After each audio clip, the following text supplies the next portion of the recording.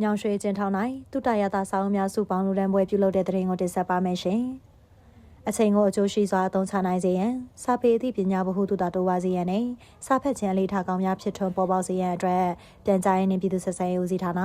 ရှမ်းပြည်နယ်စာကြည့်တိုင်များဖောင်ဒေးရှင်းနှင့်အလူရှင်များစုပေါင်းလူတန်းသည်တုတရတာစာအုပ်များလူတန်းပွဲကိုဇူလိုင်လ4ရက်နေ့နနက်10:00 နာရီခွဲကညောင်ရွှေကျင်းထောင်းပြည်ငြိမ်အေးခမ်းမ၌ပြုလုပ်ခဲ့ပါတယ်။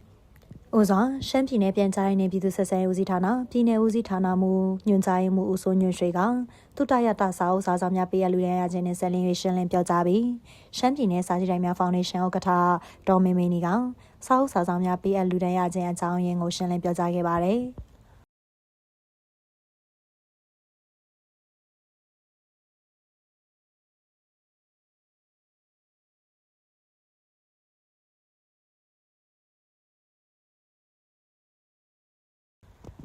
ထို့နောက်ပြန်ကြားရေးနှင့်ပြည်သူ့ဆက်ဆံရေးဦးစီးဌာနပြည်နယ်ဦးစီးဌာနမှနှင့်အလူရှင်များကစာအုပ်စာဆောင်များကိုပေးအပ်လူရန်ကြရာအကျဉ်းဦးစီးဌာနပြည်နယ်ဦးစီးဌာနမှညွှန်ကြားရေးမှူးဦးဝင်းနိုင်လင်းနဲ့တာဝန်ရှိသူများကအသီးသီးလက်ခံရယူခဲ့ကြပြီးအကျဉ်းဦးစီးဌာနပြည်နယ်ဦးစီးဌာနမှကကျေးဇူးတင်စကားပြန်လည်ပြောကြားခဲ့ပါတယ်။